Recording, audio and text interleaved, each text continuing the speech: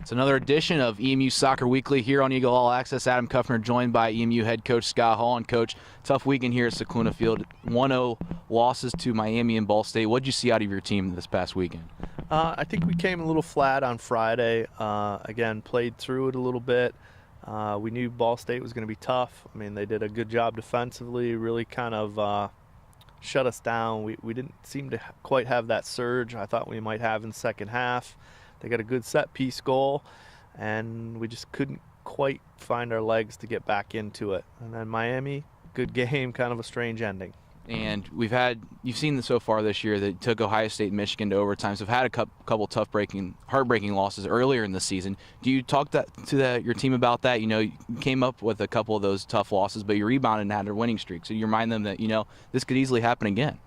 Yeah, I mean, I think for us, we again just finished training today, and again we can rebound from it. This team is a lot of juniors and seniors, and again, you have some tough losses along the way. That's part of being in the Mid-American Conference. There's a lot of similar teams, so we bounce back from that. We've got to take care of business now on the road with Ohio and Kent State. And an interesting statistic is you're 6-1 in games where you scored the first goal. Unfortunately, couldn't get that done this weekend, but obviously it's an important stat. But in terms of game management and strategy, what does that mean to get the first score and get on the scoreboard first? Yeah, I mean, always when you get that lead in the game, another team has to chase. They have to chase the game, so it makes them uncomfortable. They have to change the way they play. And I think we've done a good job with teams, but we've also been on the other side of it with a lot of the Big Ten teams we've played where we've had to come back.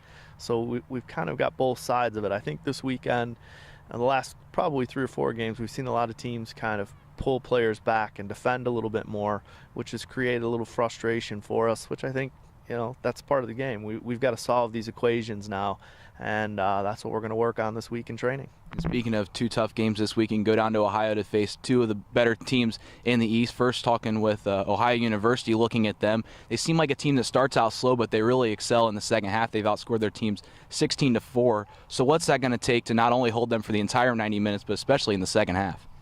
Well, I mean, the good news, we go down, they got a great facility. It's a new coach, so we don't know that much about them. That's always interesting to play new coaches and kind of what their philosophies are and their tendencies. So we don't really have a ton on them, but probably a team similar to last year.